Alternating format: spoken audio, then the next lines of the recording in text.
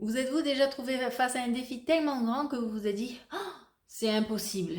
Aujourd'hui, on va explorer une expression qui semble nous limiter, mais qui peut aussi nous pousser à aller plus loin. À l'impossible, nul n'est tenu. On va voir pourquoi cette phrase est rassurante et surtout comment elle peut vous inspirer pour dépasser vos propres limites. Croyez-moi, vous ne regarderez plus cette expression de la même façon. Vous êtes prêts? C'est parti.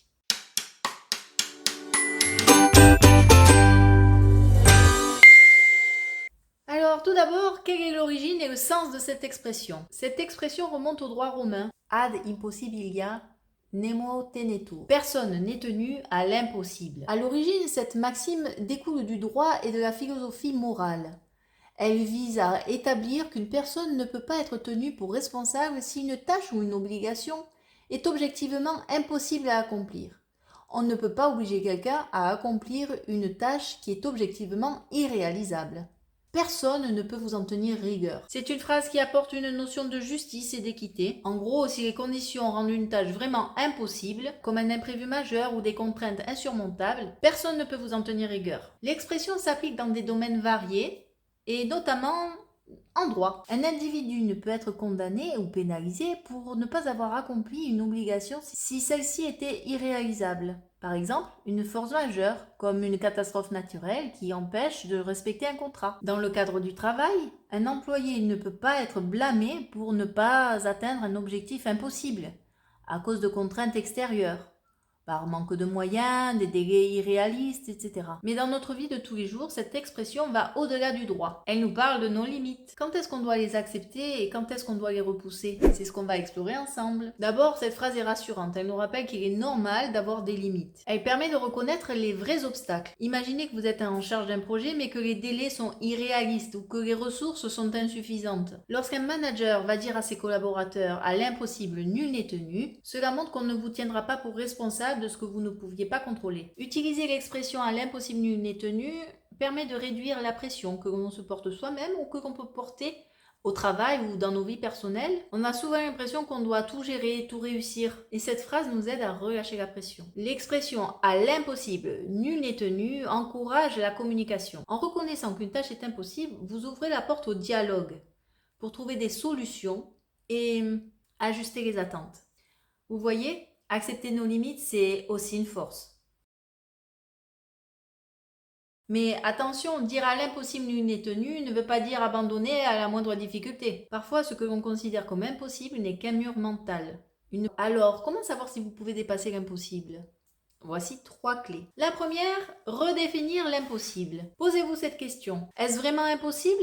Ou est-ce que je manque de temps, de ressources, de compétences, d'expérience? Souvent, ce que l'on pense comme irréalisable n'est en réalité qu'un défi complexe. Ensuite, deuxièmement, il convient de découper l'impossible. Prenez un objectif qui vous semble énorme et découpez-le en petits morceaux atteignables, en petits objectifs réalistes. Chaque étape devient réalisable et à force, vous avancez même face à l'impossible. Troisième conseil, restez créatif et flexible. Parfois, la solution pour dépasser l'impossible n'est pas forcément de foncer tête dans le mur, mais plutôt de trouver d'autres chemins, des solutions alternatives qui vous permettent d'atteindre l'objectif impossible. Soyez créatifs, essayez de nouvelles approches. Et rappelez-vous, beaucoup de choses qui étaient considérées comme impossibles hier sont devenues très réalistes et sont devenues notre réalité aujourd'hui et font partie de notre quotidien.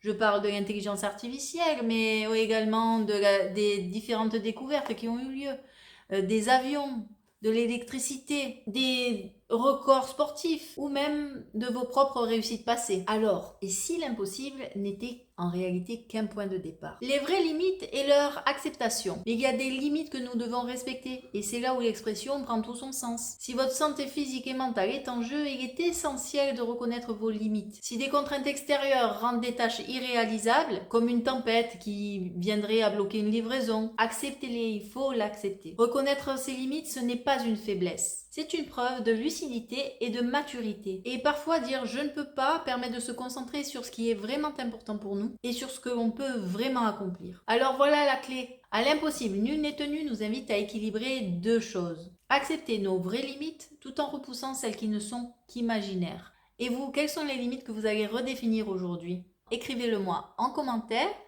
Partagez cette vidéo avec quelqu'un qui a besoin d'être boosté. Pensez à vous abonner pour de prochaines vidéos inspirantes et motivantes. Merci d'avoir partagé ce moment avec moi et rappelez-vous, l'impossible est souvent le début d'une grande aventure. Si tu as besoin de repousser tes limites et tu ne sais pas comment t'y prendre, je peux t'accompagner.